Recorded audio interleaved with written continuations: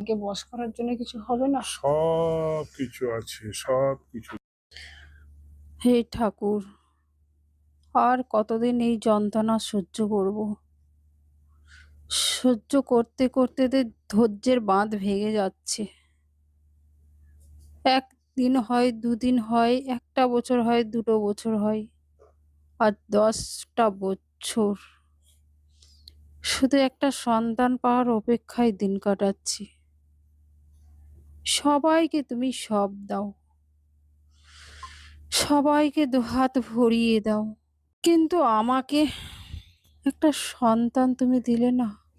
অলোক নিরঞ্জন, অলোক নিরঞ্জন, অলোক নিরঞ্জন। এই সময় আবার কে এলো? সাধু বাবা মনে হচ্ছে কোনো। কেউ আছো মা? হ্যাঁ সাধু বাবা। কিছু দেবে মা? দুটো ভিক্ষা দেবে? কিছু দেবে মা? দুটো ভিক্ষা দেবে? হ্যাঁ সাধু বাবা। দাঁড়া মা। কেন সাধু বাবা, ভিক্ষা নেবে না? হ্যাঁ নেব। তোর মুখ দেখে মনে হচ্ছে তুই খুব কষ্টে আছিস। বল মা। না সাধু বাবা, আমার কিছু হয়নি, আমি ভালোই আছি। তুই লুকাচ্ছিস মা। আমি জানি তোর বুকে অনেক কষ্ট জমা আছে। আমি সব জানতে সাধু পারি। বাবা, তুই পারবে আমার মনের কষ্ট দূর করতে?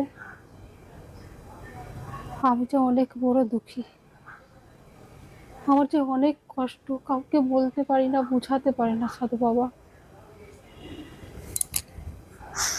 এসো বসো।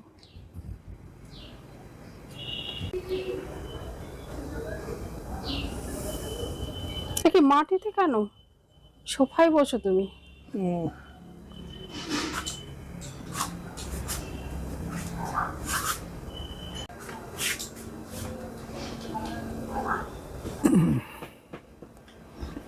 হ্যাঁ সাধু বাবা, তোমার জন্য কিছু খাবার নিয়ে আসি আমি। তুই একটু জল খাবে? ও জল খাবে?